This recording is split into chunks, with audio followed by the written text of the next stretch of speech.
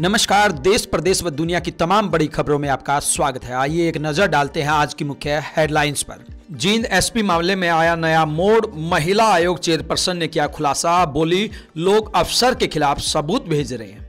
हरियाणा के कर्मचारियों को बड़ा तोहफा, अब परिवार को भी मिलेगा आयुष्मान योजना का लाभ, ऐसे करे रजिस्ट्रेशन।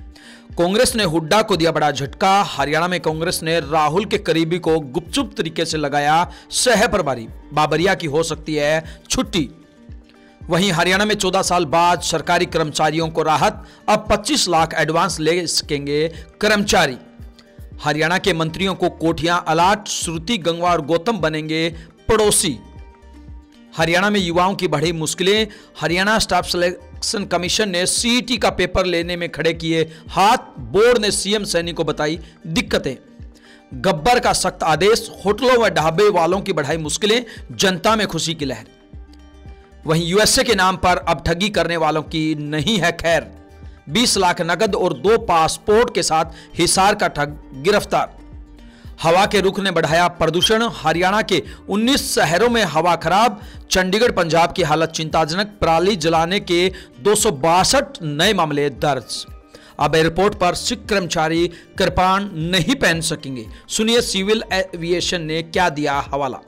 नायब सैनी ने की बड़ी घोषणा, हरियाणा में 2 लाख लोगों को जल्द मिलेंगे 100 गज के प्लाट व महिलाओं को 2100 रुपए। वहीं दुनिया से जुड़ी बड़ी खबर, अमेरिका की दूसरी बार राष्ट्रपति बने ट्रंप, कमला कड़ी टक्कर के बाद भी हारी, चुनाव जीतते ही दिया इंडिया को लेकर बड़ा बयान। अब देखिए खबरें विस्तार से। जींद एसपी मामले में एक बार फिर नया मोड़ आया है। जी हां, हरियाणा महिला आयोग की चेयरपर्सन रेणु भाटिया बुधवार को चरखी दादरी के जनता कॉलेज में साइबर क्राइम को लेकर आयोग सेमिनार में पहुंची हुई थी। यह उन्होंने कहा कि आईपीएस अफसर के खिलाफ यौन शोषण मामले में महिला आयोग को कई अहम जानकारियां मिली हैं। मेरे सोशल मीडिया अकाउंट पर लोग मुझे आईपीएस अफसर के खिलाफ सबूत भेज रहे हैं। इस मामले में डीएसपी, महिला एसएचओ सहित 7 महिला पुलिस कर्मियों को जांच के लिए 7 नवंबर को फरीदाबाद ऑफिस में बुलाया गया है। जांच के दौरान बहुत कुछ क्लियर भी हो जाएगा। हमारे संज्ञान में मामला आया तो हमने तुरंत मुख्यमंत्री को लेटर लिखा। सरकार ने तुरंत आईपीएस अफसर का रेलवे में ट्रांसफर कर दिया। आरोपी के खिलाफ कार्रवाई की जाएगी। अगर आईपीएस पर लगाए गए आरोप गलत मिले तो शिकायतकर्ता पर भी कार्रवाई जरूर होगी। हरियाणा सरकार ने अब कौशल रोजगार निगम के कर्मचारियों और उनके परिजनों को आयुष्मान योजना का फायदा देने का फैसला किया है। इसके लिए पंजीकरण शुरू हो चुके हैं। कर्मी अपना कार्ड बनवा सकते हैं। इसकी घोषणा पहले ही हो चुकी थी, लेकिन शुरुआत अब कर दी गई है। कार्ड बनवाने के लिए डाटा पोर्टल पर अपलोड कर दिया गया है। हरियाणा में 1.25 लाख से ज्यादा कर्मचारी हरियाणा कौशल रोजगार निगम के तहत काम कर रहे हैं। इन कर्मचारियों की आय 1,80,000 से अधिक है। चिराई योजना 1,80,000 से कम आय वाले परिवारों के लिए थी, लेकिन सरकार ने कर्मचारियों की सुविधाओं को बढ़ाते हुए कौशल रोजगार के कर्मचारियों को इस योजना में शामिल किया गया है। पात्र कर्मचारी ऑनलाइन या नजदीकी अटल सेवा केंद्रों से अपना और अपने परिवार के सदस्यों का आयुष्मान भारत योजना का कार्ड बनवा सकते हैं। आयुष्मान भारत योजना के तहत कौशल रोजगार के कर्मचारी और उनके परिवारों का डाटा आयुष्मान भारत के बेनिफिशियरी आइडेंटिफिकेशन सिस्टम पोर्टल पर अपलोड कर दिया गया है। इस योजना के तहत योग्य कर्मचारी और उनके परिवार 5 लाख रुपए तक का मुफ्त इलाज करवा पाएंगे। विधानसभा चुनाव में हार के बाद भूपेंद्र सिंह हुड्डा की मुश्किलें कम होने का नाम नहीं ले रही हैं। वहीं भूपेंद्र हुड्डा को जोर का झटका धीरे से लगा है। हरियाणा विधानसभा चुनाव में मिली हार के बाद कांग्रेस हाईकमान ने संगठन लेवल पर बदलाव शुरू कर दिया है। इसी क्रम में पार्टी के वरिष्ठ नेता जितेंद्र बघेल को हरियाणा का नया सह प्रभारी लगाया गया है। कांग्रेस के हरियाणा प्रभारी दीपक बावरिया पहले ही हार की जिम्मेवारी लेते हुए अपने इस्तीफे की पेशकश राहुल गांधी से कर चुके हैं। हरियाणा में सह प्रभारी के खाली पड़े पद पर राहुल गांधी के करीबी जितेंद्र बघेल को लगाए हुए 10 दिन हो चुके हैं, लेकिन उनकी नियुक्ति से जुड़ा कोई आदेश जारी नहीं हुआ।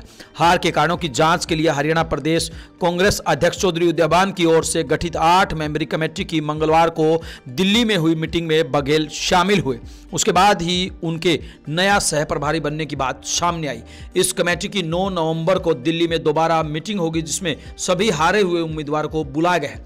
उस समय जितेंद्र बघेल इन कैंडिडेट से बात करेंगे। कांग्रेस के हरियाणा प्रभारी दीपक बावरिया मंगलवार को हुई मीटिंग में मौजूद नहीं थे। 8 अक्टूबर को आए विधानसभा चुनाव नतीजों के बाद से ही बावरिया ने पार्टी के सभी कार्यक्रमों से दूरी बना रखी है। ऐसे में जितेंद्र बघेल की तैनाती काफी अहम है। हरियाणा के कर्मचारियों को बीजेपी ने दिया एक और बड़ा तोहफा। जी हां, हरियाणा सरकार ने 14 साल बाद सरकारी कर्मचारियों को एडवांस और लोन को लेकर बड़ी राहत दी है। प्रदेश सरकार ने मकान के निर्माण, विवाह, वाहन और कंप्यूटर खरीदने के लिए एडवांस और लोन की सीमा में बढ़ोतरी की है। इससे पहले 22 नवंबर 2010 को तत्कालीन मुख्यमंत्री भूपेंद्र सिंह हुड्डा की सरकार में यह बढ़ोतरी हुई थी। सरकार के इस फैसले से सरकारी कर्मचारी अब मकान बनाने के लिए 25 लाख रुपए तक एडवांस ले सकेंगे। पहले 20 लाख रुपए मिलते थे। बेटे बेटी की शादी के लिए 3 लाख रुपए का लोन मिल सकेगा। वाहन और कंप्यूटर खरीदने के लिए भी लोन की राशि में बढ़ोतरी की गई है। वित्त विभाग के अतिरिक्त मुख्य सचिव अनुराग रस्तोगी ने एडवांस राशि में बढ़ोतरी को लेकर सभी प्रशासनिक सचिवों, विभागाध्यक्षों, पंजाब एवं हरियाणा हाईकोर्ट के रजिस्ट्रार, मंडल आयुक्तों, डीसी व उपमंडल अधिकारी को निर्देश जारी कर दिए हैं। हरियाणा की नायब सैनी सरकार के 10 मंत्रियों को नए बंगले आवंटित किए गए हैं। अनिल विज और कृष्ण बेदी को अभी वेटिंग लिस्ट में रखा गया है। विधानसभा स्पीकर हरविंदर कल्याण और कैबिनेट मंत्री महिपाल ढांडा भी पड़ोस में रहेंगे। इन्हें चंडीगढ़ के सेक्टर 2 में 48 और 49 नंबर की कोठियां आवंटित की गई हैं। इसके अलावा मंत्री कृष्ण लाल पंवार को सेक्टर 3 में 32 नंबर की कोठी अलॉट की गई है। राव नरबीर सिंह को सेक्टर 5 में 52 नंबर का सरकारी आवास दिया गया है। जानकारी के अनुसार कैबिनेट मंत्री अनिल विज 32 नंबर की कोठी लेने के इच्छुक थे, लेकिन ये कोठी उन्हें आवंटित नहीं की गई। हालांकि इससे पहले उन्होंने अपने पहले और दूसरे कार्यकाल में सरकारी आवास लेने से इनकार कर दिया था। विज अब तक 7 बार विधायक बने हैं। उन्होंने अभी तक के अपने कार्यकाल में एक बार भी सरकारी आवास और विधायक फ्लैट तक नहीं लिया।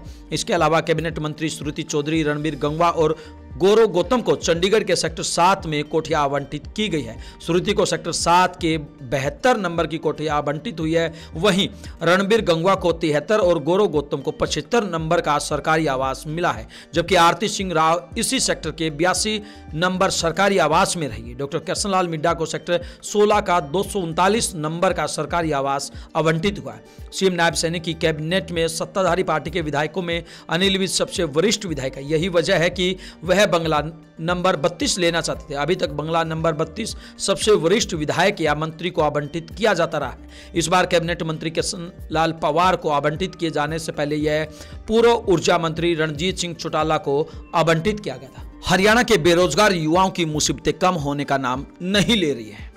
हरियाणा में ग्रुप सी और डी पदों के लिए कॉमन एलिजिबिलिटी टेस्ट यानी कि सीईटी के रजिस्ट्रेशन में देरी के आसार हैं, जबकि मुख्यमंत्री नायब सैनी 31 दिसंबर से पहले सीईटी कराने की घोषणा कर चुके हैं। इधर हरियाणा स्टाफ सिलेक्शन कमीशन ने भी मुख्यमंत्री सैनी को सीईटी क्वालिफाई कराए जाने को लेकर दिक्कतें बताई हैं। इसको लेकर सीएम सैनी मीटिंग भी कर चुके हैं। इस मीटिंग में सीईटी में कराए जाने वाले संशोधन और दूसरी आने वाली परेशानियों को लेकर चर्चा की है। आयोग ने बताया कि भले ही सीईटी में अभ्यर्थियों की संख्या से 4 गुना अभ्यर्थियों को शॉर्टलिस्ट करने का प्रावधान है, लेकिन हकीकत में ऐसा नहीं हो रहा। प्रत्येक अभ्यर्थी को कई बार शॉर्टलिस्ट किया जा रहा है।